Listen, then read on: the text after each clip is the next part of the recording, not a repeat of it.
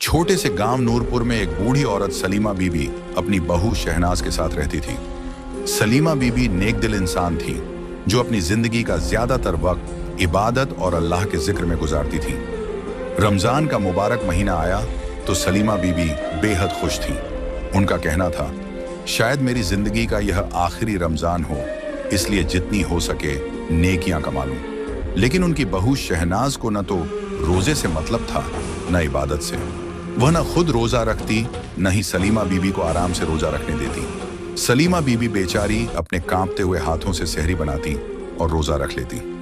उसकी बहू तो इस पर इसलिए नाराज होती थी कि उसकी इबादत और कमजोरी घर के कामों में रुकावट बनती है।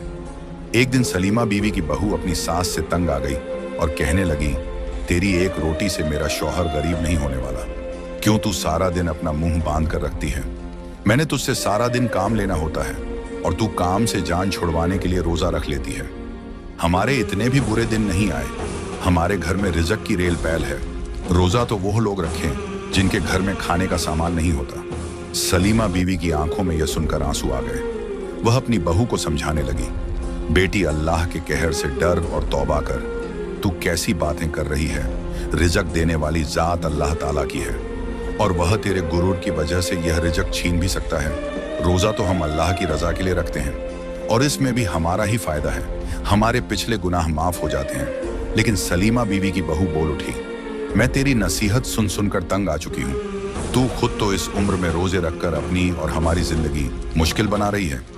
आखिरी बार कह रही हूँ, या तो तू रोजा रखना छोड़ दे, या तू मेरे घर के काम दिल लगाकर कर लिया कर, या फिर हमारा यह घर छोड़ दे और निकल जाए यहाँ से। सलीमा बीवी ने कोई जवाब न दिया और चुपचाप जाकर जौहर की नमाज अदा करने लगी। वो रो रो कर अल्लाह से दुआ मांगने लगी, या अल्लाह मेरी बहू को हिदायत अता फरमा और उसे नमाज पढ़ने की तौफीक अता फरमा। ए अल्लाह, पाक काफिर में और मुसलमान में एक नमाज का ही तो फर्क है। ई परवरदिगार, इस बंदी पर अपना खास कर्म अता फरमा। फिर जैसे तैसे सलीमा बीवी नमाज से फारिग होकर घर के बचे हुए काम करने लगी। शाम को इफ्तारी में सलीमा बीबी ने खाली पानी पीकर रोजा खोल लिया था। फिर इशा की नमाज अदा करके वह चुपचाप सो गई थी।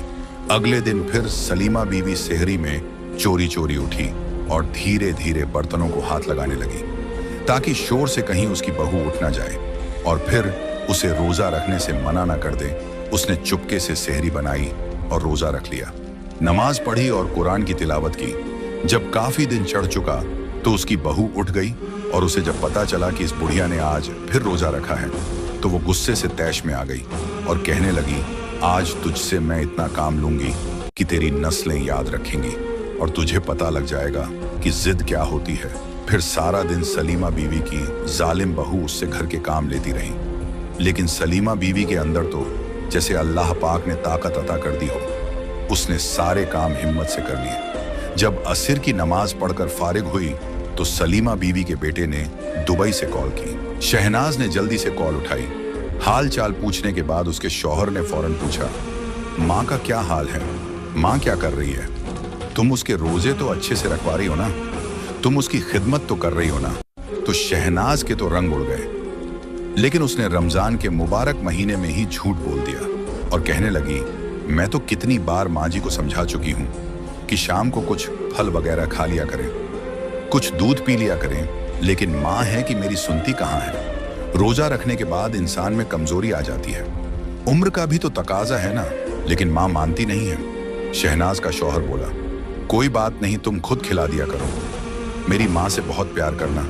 मेरी माँ ने मेरे लिए बहुत सी कुर्बानियां दी हैं और चल अब जल्दी से माँ से मेरी बात करवा। काफी दिनों से मैं काम में मसरूफ था तो मेरी बात माँ से नहीं हो सकी। शहनाज जल्दी से सलीमा बीवी को मोबाइल पकड़ाकर उसे आंखें दिखाने लगी, यानी कि अपने बेटे को वह कुछ न बताए। सलीमा बीवी सहम चुकी थी। उसने अपने बेटे का हाल चाल पूछा और बहुत सारी दुआएं दी। सलीमा बीवी का बेटा कहने लगा, माँ, मैं ईद पर जरूर घर आऊंगा, फिर हम इकट्ठे ईद मनाएंगे, बस कुछ दिनों की दूरी है। और यह सुनकर मेरे दिल को बड़ी तसल्ली हुई कि तेरी बहू तेरा बहुत बख्याल रखती है। मैं कितना किस्मत वाला हूँ कि मुझे एक अच्छी बीवी मिली। शहनाज बीवी की आंखों से आंसू जारी थे और कहने लगी, हाँ बेटा, तेरी बीवी बहुत अच्छी है और मेरा बहुत ख्याल रखती है। यह कहकर कॉल काट दी। इतने में पास खड़ी शहनाज सलीमा बीवी से कहने लगी, रो तो ऐसे रही है जैसे नई नवेली दुल्हन की रुखसती हो रही हो। क्या कोई तेरा मर गया है जो ऐसे रो रही है? अब उठ जा, मैंने कुछ कपड़े धोने के लिए निकाल रखे हैं, जल्दी से धो दे। रहमत बीवी बोली, बेटा आज मेरी तबीयत कुछ खराब लग रही है, हड्डियों में जैसे जान ही नहीं है। मैं सुबह तुम्हारे कपड़े धो दूंगी। लेकिन शहनाज की आंखों में तो खून उतर आया था। वह कहने लगी, रोजा रखने के लिए तुझ में बड़ी ताकत आ जाती है, काम से बचने के लिए हड्डियां दुखती हैं। आज मैं भी देखती हूं कि तू कैसे इफ्तार करती है। कौन तेरा रोजा खुलवाएगा? क्योंकि मैं तो तुझे आज अपने घर में एक पल के लिए भी रुकने नहीं दूंगी। उसके बाद उस कमबख्त औरत ने धक्के देकर उस बुढ़िया औरत को घर से निकाल दिया। वह बेचारी रोती रही, तड़पती रही। बहू मेरा तुम लोगों के अलावा इस दुनिया में है ही कौन? मैं कहां जाऊंगी? कम से कम रोजे की हालत में तो मेरा कुछ लिहाज कर। लेकिन उसकी बहू ने उसकी एक ना सुनी और कहने लगी, जिधर मर्जी हो जा, मेरे घर में तेरे लिए कोई जगह नहीं। फिर उसने सलीमा बीवी को एक छोटी सी पोटली में उसके कपड़े दिए और धक्के देकर घर से बाहर निकाल दिया। सलीमा बीवी रोते हुए घर से निकल पड़ी और चलते चलते एक झील किनारे आ गई। नमाज का भी वक्त हो चुका था। सलीमा बीवी ने जल्दी से झील से पानी लेकर वुजू किया और अपनी कपड़ों वाली पोटली खोली। उसमें से अपना एक दुपट्टा निकालकर बिछाया और उसी पर नमाज अदा करने लगी। अल्लाह का शुक्र अदा करके कि वहीं झील के करीब दरख्त के नीचे बैठ गई।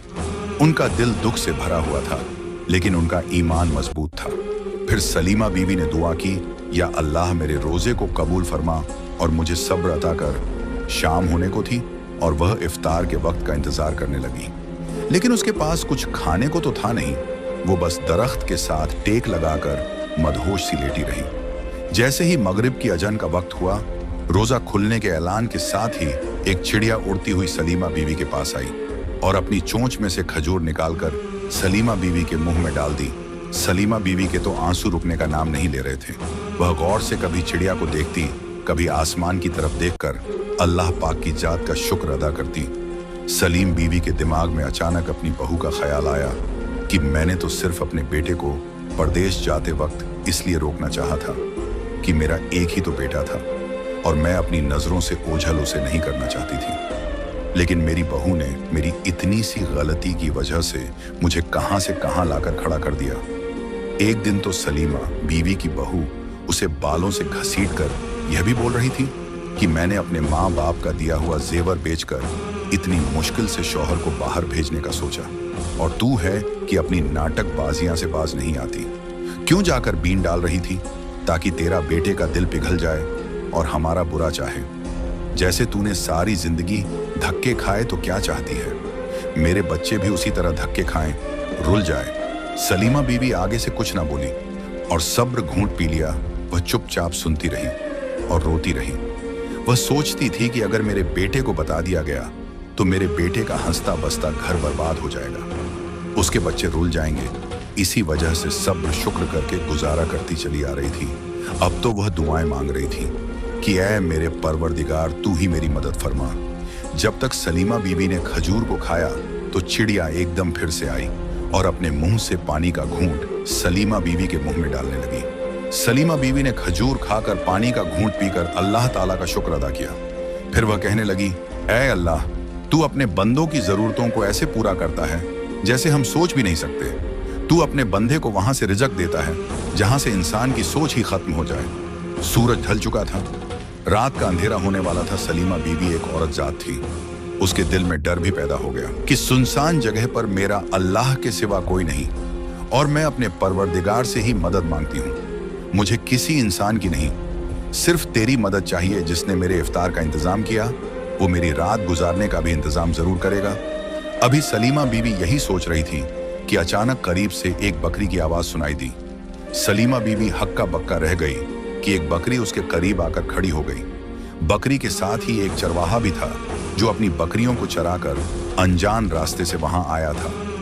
चरवाहा फौरन आगे बढ़ा और सलीमा बीवी से कहने लगा, माँ जी, आप यहाँ इस वक्त क्यों बैठी हैं? तो सलीमा बीवी की आंखों में आंसू आ गए और उन्होंने अपनी सारी कहानी उस चरवाहे को सुना डाली।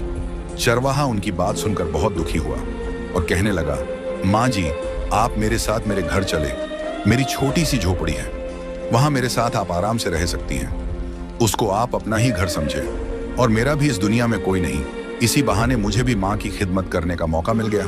फिर वो चरवाहा सलीमा बीवी को अपने साथ ले गया। उसने अपनी झोपड़ी में ले जाकर सलीम बीवी को इज्जत से बैठाया और उन्हें पीने के लिए दूध गर्म करके दिया और कहने लगा, माँ जी, आपका जब तक दिल चाहे आप इस घर में रह सकती हैं। मैं तो सारा दिन अपनी बकरियों के साथ होता हूँ, लेकिन रात को हम दोनों बातें करेंगे। आप मुझे दीन के बारे में बताएंगे और मैं आपका ख्याल रखा करूंगा। सलीमा बीवी अल्लाह का शुक्र करने लगी और चरवाहे को बहुत सी दुआएं दी। चरवाहा एक सादा सा इंसान था, लेकिन दीन के बारे में बहुत कम जानता था। सलीमा बीवी ने उसे रोजा रखने और इबादत करने की अहमियत समझाई। चरवाहा उनकी बातों से बहुत मुतासिर हुआ और अपनी जिंदगी में तब्दीली लाने लगा।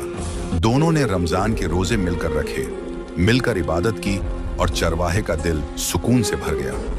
इधर जब गांव वालों को यह खबर मिली कि सलीमा बीवी को उसकी बहू ने घर से निकाल दिया है, तो कुछ लोग शहनाज को एहसास दिलाने लगे, लेकिन वह जिद्दी औरत अपनी जिद पर कायम रही।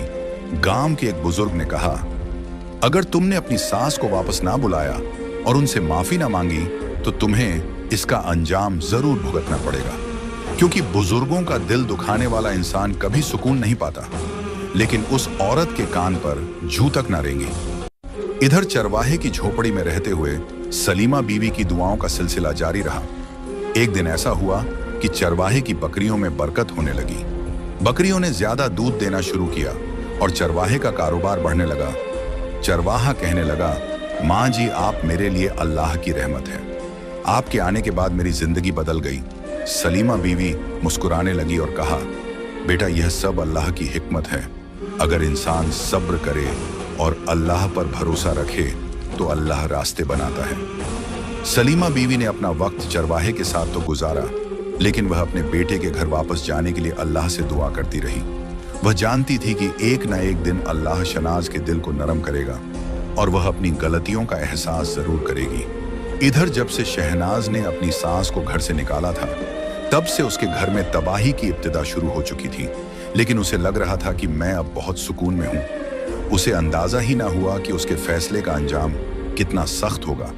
कुछ दिनों बाद ही घर में बरकत खत्म होने लगी। खाने पीने की चीजें खराब होने लगीं। उसके बच्चे बीमार पड़ गए और शहनाज को खुद भी अजीब सी थकान और कमजोरी महसूस होने लगी।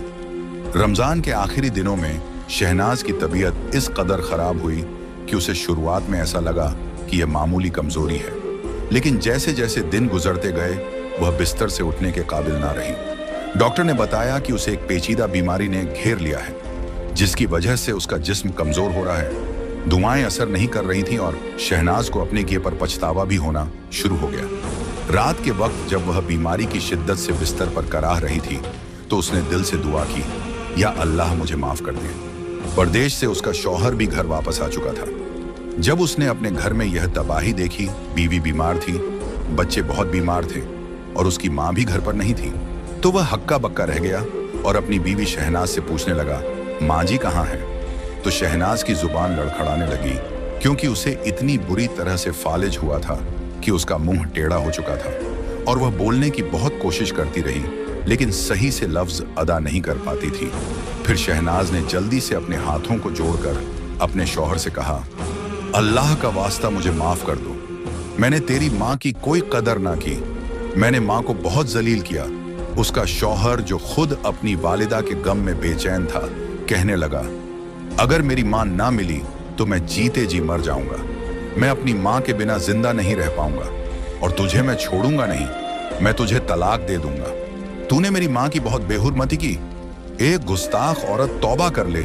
इसके बाद उसने जैसे तैसे करके अपनी बीमार बीवी को लिया और दूसरे गांव पहुंच गया। दूसरे गांव में जाकर पूछने लगा, यहां पर कोई चरवाहा रहता है? उसके घर में जो अल्लाह वाली औरत है, हमें उससे मिलना है। तो उन्हें एक बुजुर्ग ने बताया, मैं जब रास्ते से आ रहा था तो झील के किनारे वह चरवाहा अपनी बकरियों को चरा रहा था। तुम वहां जाकर उससे मिल लो। फिर दोनों मियाँ बीवी फौरन वहां गए, लेकिन चरवाहा वहां मौजूद नहीं था। फिर ऐसे ही लोगों से पूछते पूछते वह दोनों मियाँ बीवी चरवाहे की झोपड़ी तक आ गए। दरवाजा खटखटाया और जब चरवाहा बाहर निकला तो कहने लगे, सुना है आपके घर में बुजुर्ग अल्लाह वाली रहती है। चरवाहा बोला, जी हाँ, वह मेरी माँ जी है। सलीमा बीबी का बेटा बोला, सुना है आपकी माँ जी की हर दुआ कबूल होती है। कोई दुआ रद्द नहीं होती। चरवाहा बोला, बिल्कुल तुम लोगों ने ठीक सुना है। जब से मैं अपनी माँ जी के साथ रह रहा हूँ मेरी तो जिंदगी बदल चुकी है। मैं दीन दुनिया सीख चुका हूँ और अब अल्लाह की खूब इबादत भी करने लगा हूँ। तो वो बोला, हमें जल्दी से अपनी माँ जी से मिलवा दो ताकि हम भी अपनी बीमार बीबी के लिए उनसे दुआ करवा सके। काश हमारी माँ जी भी मिल जाए। ना जाने मेरी बूढ़ी माँ कहाँ होगी, किस हाल में होगी। चरवाहा बोला, इस वक्त माँ जी इबादत में मसरूफ है। जब वह इबादत से फारिग होंगी तो मैं तुम लोगों को उनसे मिलवा दूंगा। तब तक तुम यहीं बैठकर उनका इंतजार करो। मैं चाय का इंतजाम करता हूँ। बूढ़ी औरत का बेटा अपनी बीवी को सहारा देकर वहीं बैठ गया और अल्लाह वाली बुढ़िया का इंतजार करने लगा। चरवाहे ने उनको चाय पेश की, कुछ देर बातें करता रहा। इसके बाद जब कमरे का दरवाजा खुला तो यह देखकर उन दोनों मियाँ बीबी के पैरों तले से जमीन खिसक गई और वह झारों कतार हिचकियां लेकर रोने लगा, क्योंकि उसने जो सामने इंसान देखा वह कोई और नहीं बल्कि उसकी अपनी सगी माँ थी। सलीमा बीबी अपने बेटे को अपने सामने देखकर बहुत खुश हुई। उन्होंने अल्लाह का शुक्र अदा किया। फिर वह अपने बेटे को गले लगाकर झारों कतार रोने लगी। चरवाहा हैरानी से दोनों की तरफ देखने लगा और फिर उसके बेटे से आगे बढ़कर पूछने लगा, तुम मेरी माँ जी को कैसे जानते हो? तो वह रोते हुए बोला, चरवाहे भाई, यही तो मेरी माँ जी है। इन्हीं को तो मैं पागलों की तरह ढूंढ रहा था। फिर वह अपनी माँ से कहने लगा, माँ जी, मैं आपको लेने के लिए आया हूँ और माँ तेरे साथ इतनी नाइंसाफी हुई, तूने मुझे एक बार भी ना बताया। तू कितना सब्र वाली है। सलीमा बीवी के आंसू थम नहीं रहे थे और वह बोली, बेटा तेरे 4 बच्चे हैं, तेरा हंसता बसता घर था तो मैं कैसे तुझे कुछ भी बताकर तेरा घर बर्बाद कर देती। मैंने तेरी खातिर सब कुछ बर्दाश्त कर लिया और हर दम अल्लाह पाक से यही दुआ की कि अल्लाह मेरी बहू को हिदायत अता फरमा। फिर बेटा बोला, माँ जी रुको, मैं आपको किसी से मिलवाना चाहता हूँ। फिर उनके बेटे ने जल्दी से अपनी बीवी को दूसरे कमरे से बाहर निकाला। जब उसकी बीवी सलीमा बीवी के सामने आकर खड़ी हुई तो झारों कतार रोते हुए सलीमा बीवी के पांव में गिर गई और रोते हुए कहने लगी, माँ जी, मैं बहुत जालिम औरत हूँ, मुझे माफ कर दो माँ जी, मुझे बहुत बड़ी सजा मिल चुकी है। मैं एक ऐसी गंदी बीमारी में मुब्तला हो चुकी हूँ कि जिसका डॉक्टर इलाज नहीं कर पा रहे। मैंने रमजान के महीने में आपके साथ जुल्म किया, लेकिन आपने हमेशा मेरा ही भला चाहा। सलीमा बीवी ने अपनी बहू को बाजुओं से पकड़कर जल्दी से ऊपर उठाया और गले लगाकर कहने लगी, बेटी, तुम्हारी जगह पैर में नहीं मेरे दिल में है। मैं तो तुझसे नाराज ही नहीं हूँ, मैंने तुझे माफ कर दिया था और यह तूने अपनी कैसी हालत बना रखी है, तुझे हो क्या गया है? मैं अभी अपने परवरदिगार से तेरे लिए दुआ करती हूँ। फिर सलीमा बीवी ने जल्दी से जानमाज बिछाया और अल्लाह के आगे सजदा किया और अल्लाह के हुजूर गिड़गिड़ाकर दुआ मांगने लगी, ऐ मेरे परवरदिगार, मेरी बहू से जो भी भूल चूक हो गई इस बाबरकत रमजान के महीने के सदके तू इस पर अपनी रहमत नाजिल फरमा। इसने जो कुछ भी किया उसे अपनी गलती का एहसास हो चुका है। तू बड़ा रहमान है, तू रहीम है, तू माफ करने वाला है। ऐ मेरे पाक परवरदिगार, मेरी बहू को सेहत याब कर दे। जब सलीमा बीवी दुआ से फारिग हुई तो उन्होंने देखा कि उनकी बहू जो अपने कदमों पर लड़खड़ा कर खड़ी थी, उसकी सेहत में बहुत सुधार आ चुका था। फिर जब समीर अपनी माँ जी को घर वापस लाने लगा तो वहां गिड़गिड़ा कर रोने लगा और कहने लगा, मत ले जाओ मेरी माँ जी को। मैंने तो अपने होश में अपनी माँ खो दी थी, लेकिन उन्होंने मुझे माँ का प्यार दिया, मुझे दीन सिखाया, मेरी दुनिया बदल दी और अब माँ जी के बिना नहीं रह सकता। इतने में सलीमा बीवी की बहू जल्दी से आगे बढ़ी और चरवाहे से कहने लगी, भैया मुझे माफ कर दो, मैं माँ जी को ले जाना चाहती हूँ, मैं उनकी खिदमत करना चाहती हूँ, अपने गुनाहों का कफ्फारा अदा करना चाहती हूँ और आप अकेले कहाँ होंगे? आपका जब जी चाहे माँ जी से मिलने आ जाया करना और मैं अपने माँ बाप से बात करके अपनी बहन का रिश्ता तेरे लिए मांगूंगी ताकि तेरा घर बस जाए और फिर हम सब मिलकर हंसी खुशी रहेंगे। इसके बाद जफर अपनी बीवी और माँ जी को लेकर अपने घर वापस आ गया। चरवाहे से अभी भी सलीमा बीवी की जुदाई बर्दाश्त नहीं हो रही थी। उसकी आंखें आंसुओं से तर थीं, लेकिन सब लोग अपने घर वापस लौट आए। फिर रमजान का आखिरी अशरा चल रहा था। सलीमा बीवी की बहू सहरी टाइम उठती और सबके लिए सहरी बनाती, 5 वक्त की नमाज अदा करती, कुरान की तिलावत करती और सबके लिए खुशी खुशी इफ्तारी भी बनाती थी। अल्लाह ताला की रहमत उस पर नाजिल हो गई और वह बिल्कुल तंदुरुस्त हो चुकी थी। फिर ईद के दूसरे दिन चरवाहे से शहनाज ने अपनी बहन की शादी कर दी। चरवाहा बहुत ज्यादा खुश था। क्योंकि अब उसे अकेलापन महसूस नहीं होगा। उसने अपनी बीवी को लिया और खुशी खुशी अपने घर वापस आ गया। इधर सलीमा बीवी, उसका बेटा, उसकी बहू और उसके बच्चे सब मिलजुल कर खुशी से रहने लगे। प्यारे दोस्तों, यकीनन बुजुर्गों की दुआएं और उनकी खिदमत इंसान को ऊंचा दर्जा देती है। उम्मीद करता हूं कि हमारी यह छोटी सी कोशिश आपको बहुत अच्छी लगी होगी और इसी तरह के और वाकयात सुनने के लिए हमारे चैनल को सब्सक्राइब करके हमारी फैमिली का हिस्सा जरूर बने। शुक्रिया। पूरी वीडियो देखने के लिए आप सबका दिल से शुक्रिया।